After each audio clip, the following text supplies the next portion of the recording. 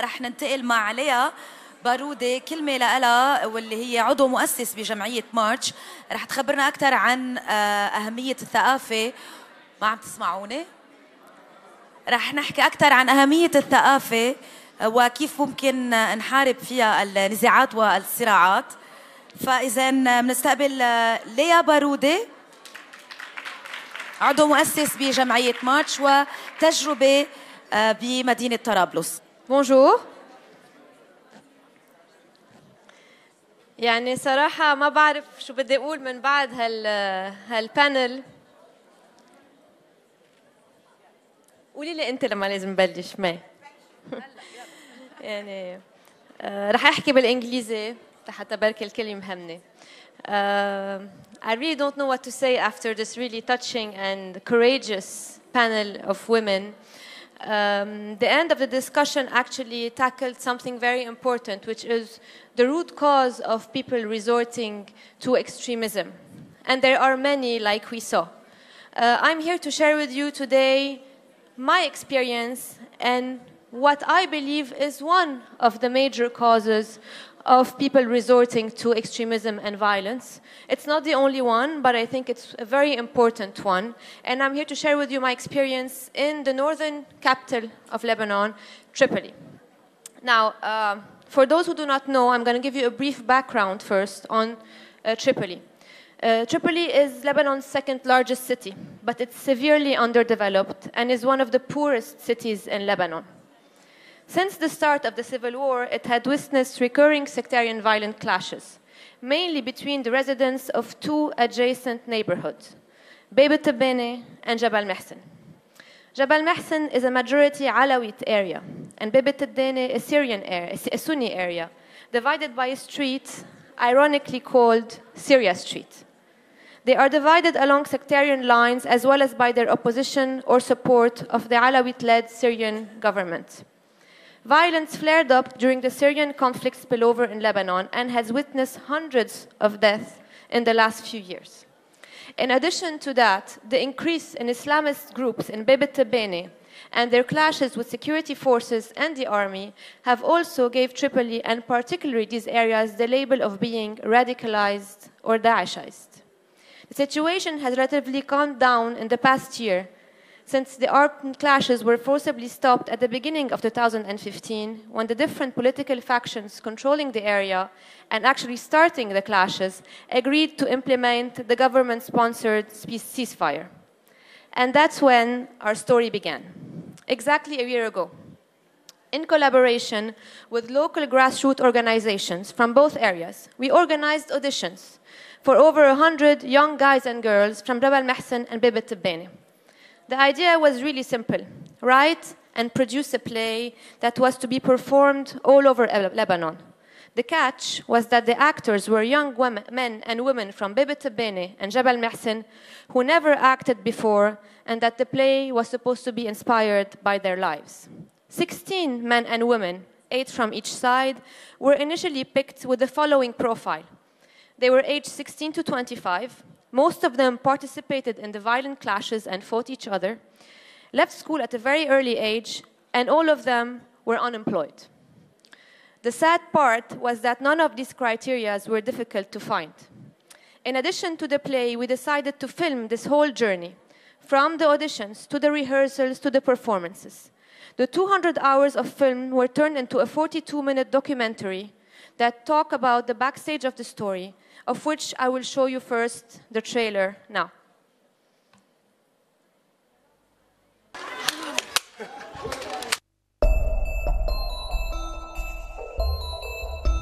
أنا أول نازل على مسرحية أصلاً كان معي فرد، شفتوه كلكم.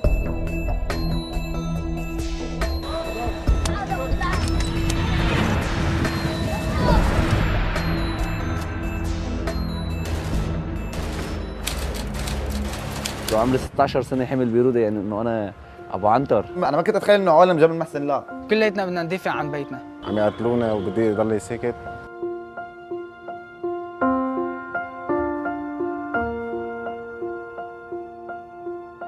بيني وبينك السخط اللي كان بده ينزل، أنا ما بدي أنزل ولا كنت آخذها مسخرة. المسرحية اللي بدهم يعملوها الجامعة حتكون مسرحية. إذا في شغلة نفعتني بالسجن هي اني قدرت اتعرف على ناس مثلك وقدرتوا تغيروا لي الوضع براسي كله سوا. منين جبتوا لي هيدا ايام السجن وغرام السجن؟ كله ما في منه بالنص. انه وين بدك انا نتعرف على بعض يعني بحديقة على امي؟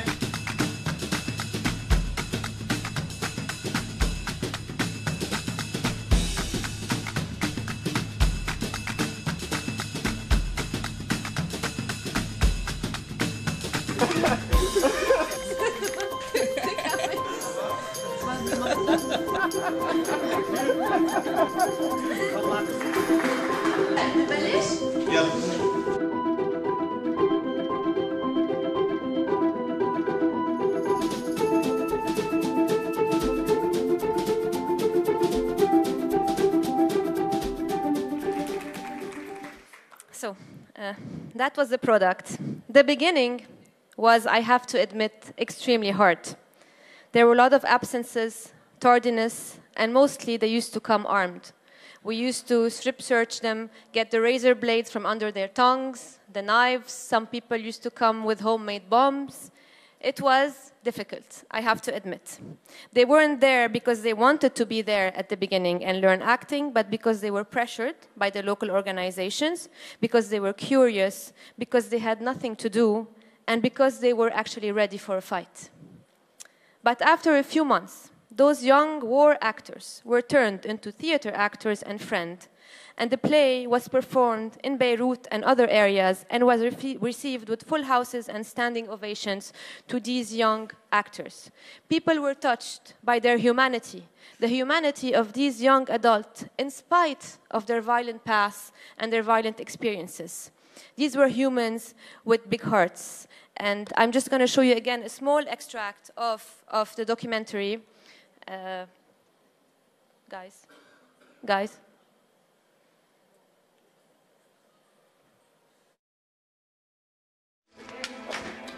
اطلع ما خلص اطلع عم قوس علي حسن شاف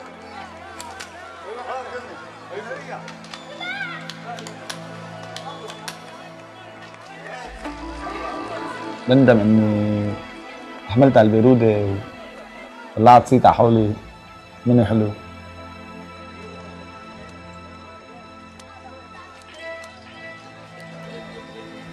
هذا مكتبنا عرفت كيف؟ كيف مكتبنا؟ مسجد الشباب التباني هذا هون نحن معه احنا الشباب مع بعض. علي قريبا ان شاء الله بعد ما يتخلى عن بعض الخبثاء بس يصير معنا بالمجلس خلص. بتعرف شو يعني؟ خلص من البيت لهون بصير بينتقل بيته لهون بصير من التباني هون فكفك اعضاء نيجير حاب كله عرفت كيف؟ شوف هسه ننزل على الشوارع يعني منهنا مظبطه محلات عرفت كيف؟ مهرجانات للاولاد للاطفال نحكي لهم شوي على السياسيين على العرصات عشان ما يرجعوا يقعوا مثل ما نحن معنا شو بدك بالسكتر شو بنحكي لهم عن وضع البلد عن كثرة المازحين عندنا بلبنان عن تكحيشنا من الشغل ايه بركي بيطلع جيل هسه احسن منا.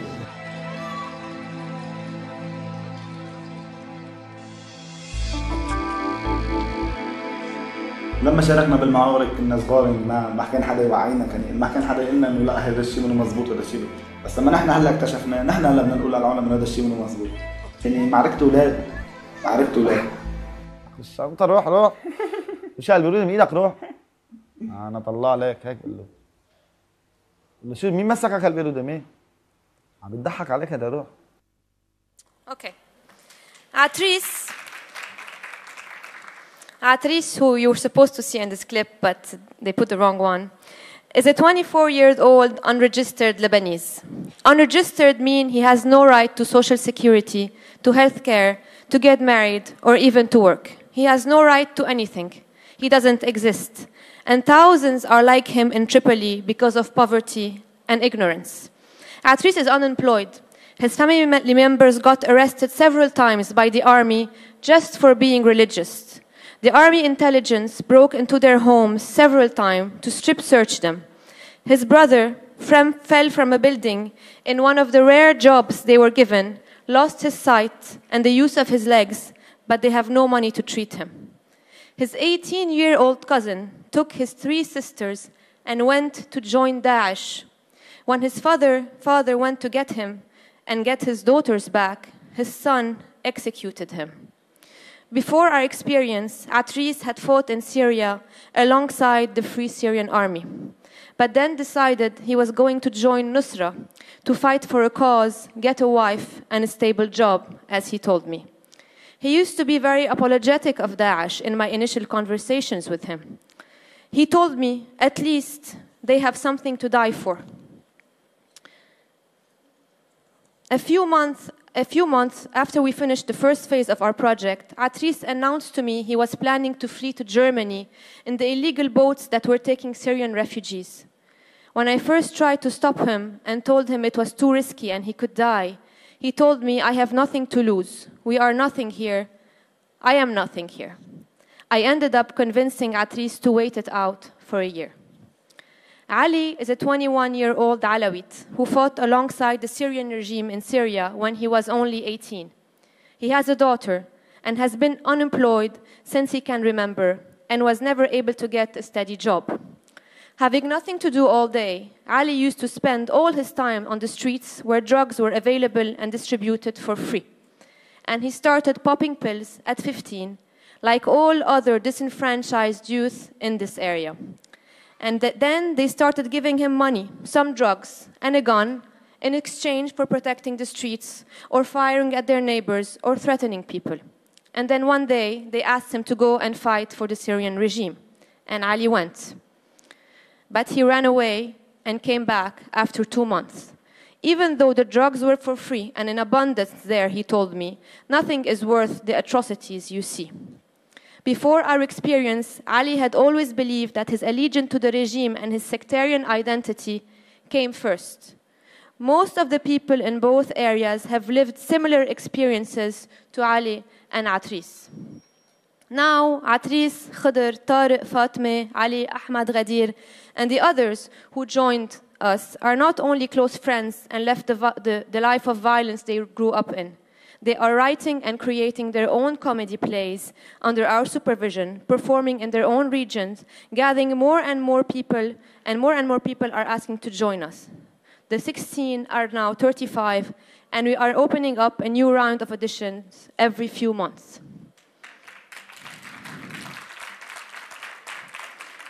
At the same time, and in order to make this project sustainable, we just opened this Sunday a cultural cafe at the front lines between Bebe Tabene and Jamal Mehsen on the former demarcation line called Syria Street. The cafe will serve as a location for these young men and women to keep on working together off stage and to use the tool they have learned to spread the message to a wider audience and earn a living at the same time. It will serve as a cultural space where events such as other plays, stand-up, comedy gigs, rap session, and other expressive art form can find a platform in the neglected conflict areas in Tripoli. This experience proved one thing. One of the root causes of violence and of extremism, and especially in Tripoli in this region, is not deeply ideological. It's not fanatism and extremism. It's rather underdevelopment, extreme poverty, marginalization, injustice, and lack of opportunities who have been killing any seed of hope in the heart and minds of these young adults, making them vulnerable and more easily manipulated by malevolent forces within and outside Lebanon, leading them to resort to violence and to radical ideologies. Another point I would like to make. The speed at which the transformation took place, the ease at which they moved from enemies to friends was incredible. It obviously delighted us, but it also frightened us at the same time. We were delighted because we could succeed where politics had failed, achieving reconciliation through art and culture. But we were frightened because speed could work both ways. Let us not underestimate the ease with which ordinary people can be turned into extremists against each other when they live in conditions of poverty, deprivation, injustice, and hopelessness. It is therefore urgent to forego the notion that extremism and violence are always the fruit of years of indoctrination and brainwashing, because it is not always true.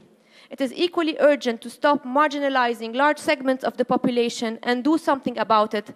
And this is where we have a duty to act, and to act now. Let's create jobs for them, push them to learn, not necessarily in schools. Provide them with social spaces, cultural spaces, public parks, football fields, and most importantly, provide them with their basic rights and treat them like equal citizens.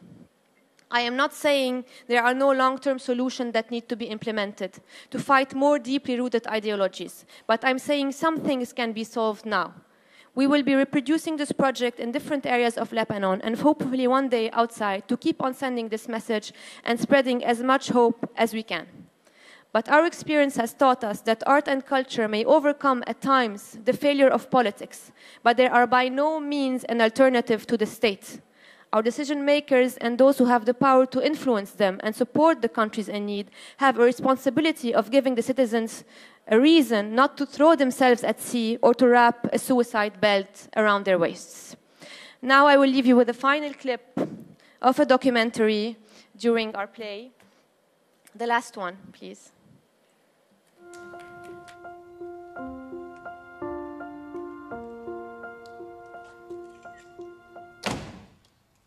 قالت لي في بنات بالمسرحية لا ابدا.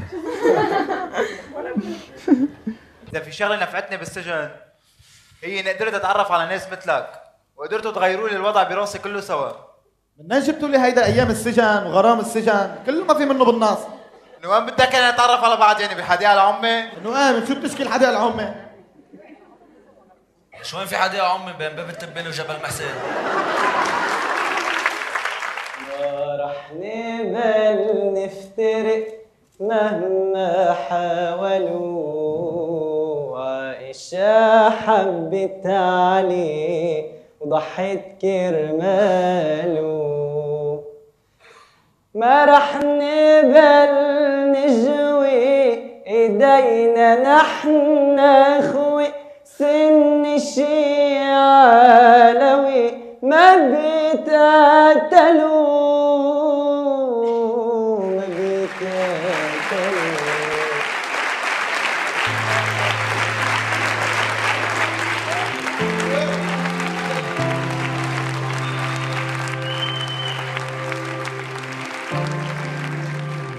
هذا هو اللي كنت عم بحكي لكم عليه قبل شوي.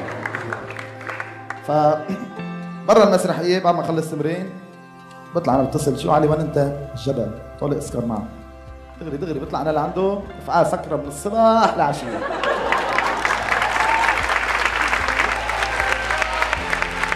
أنا بدي أشكركم كثير عن جد على حضوركم وتشجيعكم لهيدول الشباب. إن شاء الله تكونوا انبسطتوا. ونحن عنا عروض بعد رمضان كمان رح نبرم نرجع ببيروت وببعلبك وبكسروان وبالمتن. إن شاء الله نوصل هالرسالة قد ما فينا لكل لبنان. Thank you.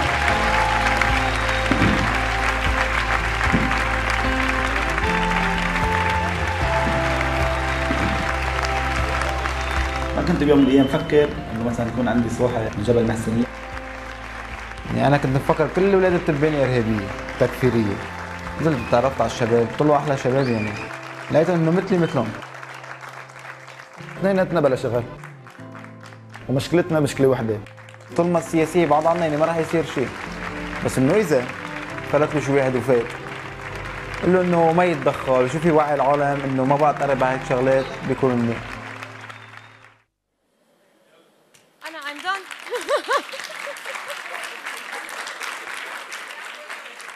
So I hope you will come and visit the Cultural Cafe on Syria Street and support these young guys and girls. I know it's it's a stretch, but we're going to have a lot of cultural activities happening there, and so thank you very much.